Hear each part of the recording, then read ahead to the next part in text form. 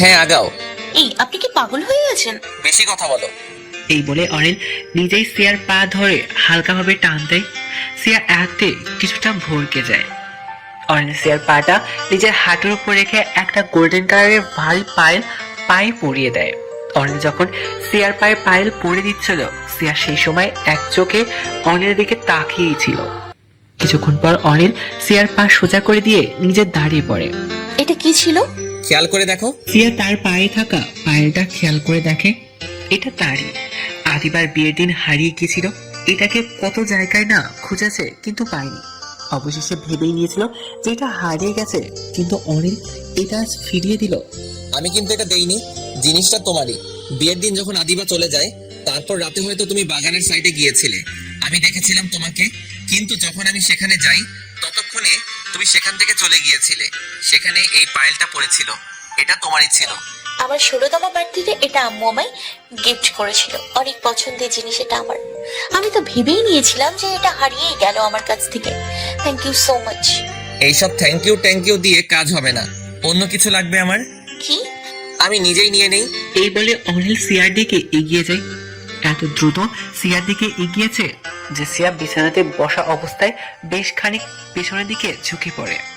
আর অনিল তার এক হাত সিয়ার বাম পাশে রেখে তাতে ভর দিয়ে সিয়ার দিকে বেশ খানিক ঝুঁকে পড়ে। সিয়ার ড্যাব ড্যাব করে তাকিয়ে আছে অনিলের দিকে, আর অনিলের নজর সিয়ার দুই লালচে ঠোঁটের দিকে। অনিল সিয়ার দিকে ক্রমশ এগিয়ে গেলে সিয়া খিচে চোখ বন্ধ করে ফেলে। অনিল সিয়ার এমন ফেস দেখে মুচকে এসে ফেলে। পর মুহূর্তে অনিল সিয়ার কপালে এক গভীর চুমু এঁকে দেয়।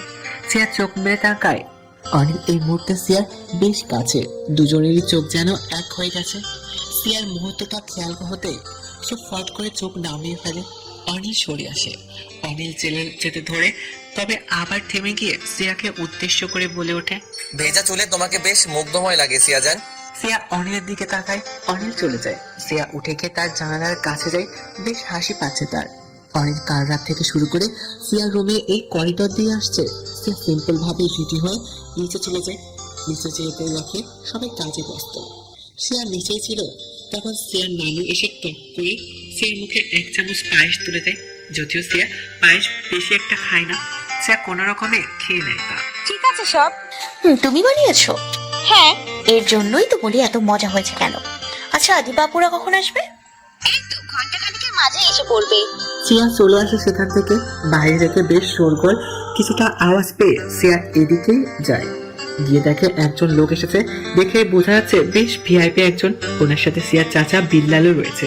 দেখে মনে হচ্ছে বেশ ক্লোজ তারা। সিয়া তাদের দিকে তাকিয়েছিল, তখনই সিয়ার পেছন থেকে অনিল আসে। অনিল এসে সিয়ার বাঁ পাশে কাঁধে টোকা দিয়ে আবার ডান পাশে এসে পড়ে। সিয়া একবার এদিকে আর একবার ওদিকে তাকায়। এই জান, এখানে কি করো? কে যেন এসছে, আগে কখনো দেখিনি তাই আর কি। অনিল সামনে তাকায়। বাবা হয় আমার। সিয়া অবাক হয়ে অনিলের দিকে তাকায়। কি? হ্যাঁ, আমার বাবা এসেছে। বিয়েতে ব্যস্ততার জন্য উনি আসতে পারেননি, তাই আজ এসেছেন।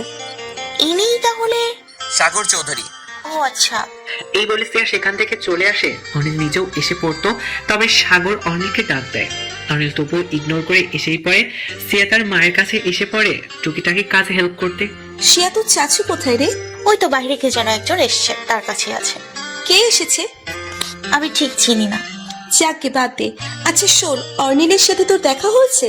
সিয়া দ্রুত বলে ওঠে, হ্যাঁ হ্যাঁ হয়েছে তো অনেকবার। কি রে, অর্নিলের নাম শুনতে এভাবে হকচকিয়ে গেলি কেন? খুশি খুশি লাগছে? না না, কোথায়? আরে না, কিছুই না। তুমি না হুদাই। আরে দেখা হয়েছে, শুধু এটাই বললাম। তাদের কথার মাঝে বাইরে থেকে বেশ মানুষের আওয়াজ শুনতে পেল। সিয়ার এক কাজিন এসে আদিপাড়া নাকি এসে পড়ছে। এটা বলাতে না বলতে আদিবা ছুটে ঘর থেকে এসে পড়ে। সিয়া, সিয়া তাকে দেখে আদিবা তার বউকে বাহিরে রেখে গাড়ি থেকে নেমে সোজা ভেতরে এসে পড়ছে। সিয়া একগাল হেসে দেয়। আদিবা দৌড়ে এসে আগে সিয়াকে জড়িয়ে ধরে।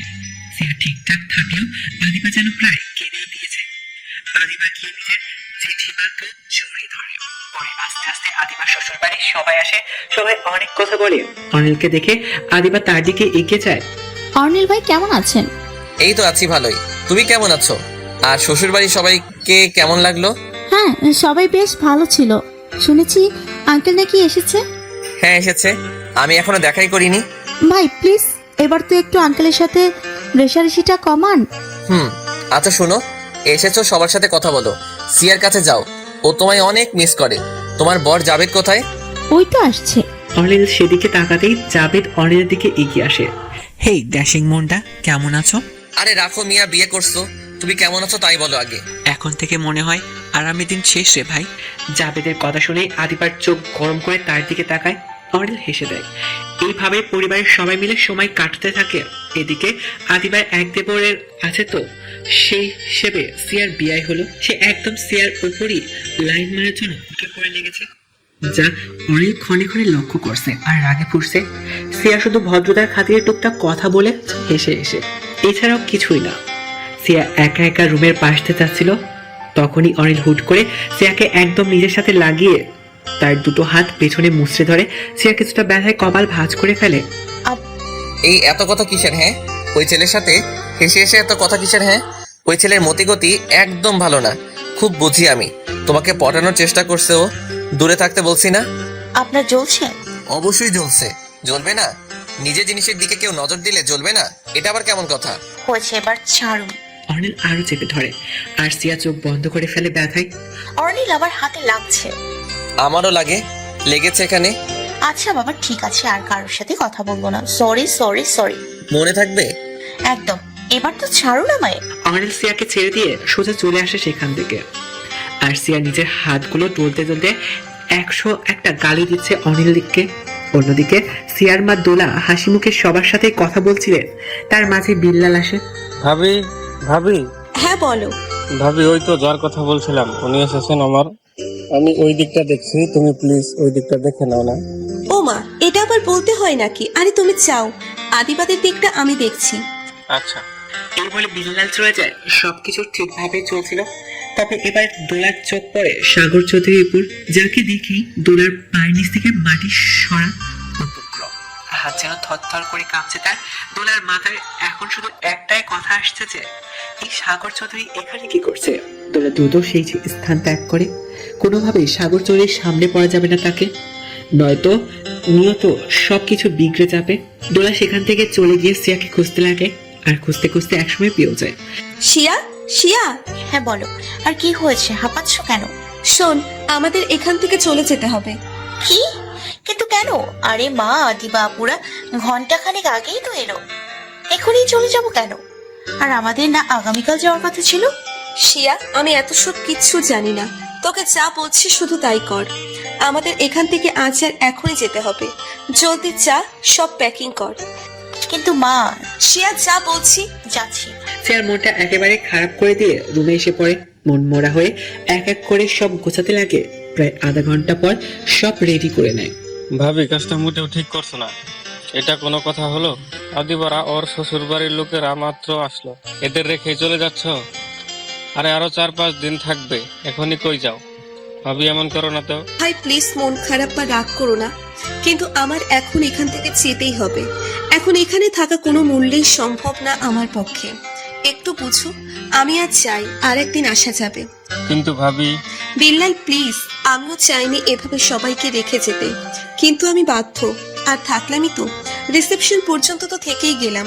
2 দিন পর হলেও যেতেই হবে, আর আগে হলেও যেতেই হবে। তাই আজ চাই, আবার একদিন আসবো। আচ্ছা। দোলা সিয়া তার মাকে নিয়ে এসে পড়ে। বিল্লাল, আদিবা আর তার শ্বশুরবাড়ির লোকজনের কাছ থেকে হাসি মুখে বিদায় নিয়ে দোলা এসে পড়ে। কিন্তু সিয়া হন করে অনিলকে খুঁজে গেছে, কিন্তু পায়নি। ইনফ্যাক্ট বাড়ি থেকে বের হয়ে যাওয়ার সময়ও সিয়ার চোখ দুটো যেন শুধু অনিলকেই খুঁজে যাচ্ছিল, কিন্তু তবুও সে অনিলের দেখা পায়নি। অবশ্যই সিয়া ও আদিবা তার চাচু আর বাকিদের বলে গাড়িতে উঠে পড়ে। আদিবা বেশ বুঝলো যে সিয়ার মনটা খুব ভার হয়ে আছে, আর হয়তো সিয়া কাউকে খুঁজছিল। যাই হোক, সিয়া তার মা আর নানুকে নিয়ে গাড়িতে উঠে পড়ে। ড্রাইভার তাদের নিয়ে যাচ্ছে। সিয়া তার মাথাটা বের করে দিয়ে সবাইকে বিদায় জানায়। আর গাড়ি স্টার্ট দেওয়ার পরও সিয়া বাড়ির ভেতরের দিকে তাকিয়ে থাকে, এই ভেবে সে যদি অনিলের আসে, কিন্তু অনিল এবারও আসে না। সিয়ারা চলে যায় বিয়ে বাড়ি থেকে। অনিল তার রুমে ছিল এতক্ষণ। আসলে তার অফিস থেকে একটা অনেক ইম্পর্টেন্ট কল এসেছিল, তাই কথা বলছিল, যার দৌড় নিচেও নামা হয়নি।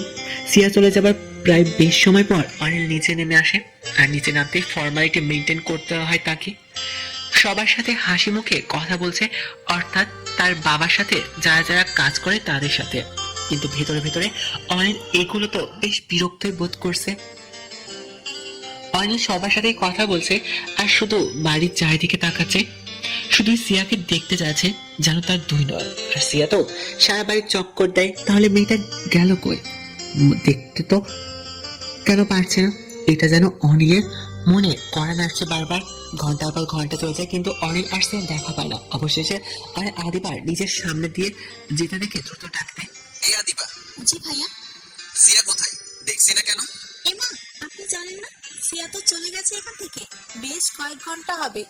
সিয়া তার মা আর নানুকে নিয়ে চলে গেছে এখান থেকে। কি চলে গেছে? ওদের না কাল যাওয়ার কথা, তাহলে আজ কেন গেল? আর কখনই বা গেল? না মানে কি যেন দরকারি কাজ পড়ে গেছে নাকি, তার জন্য যেতে হয়েছে। সিয়া সবাইকে বলে গিয়েছে, আপনাকে বলেনি?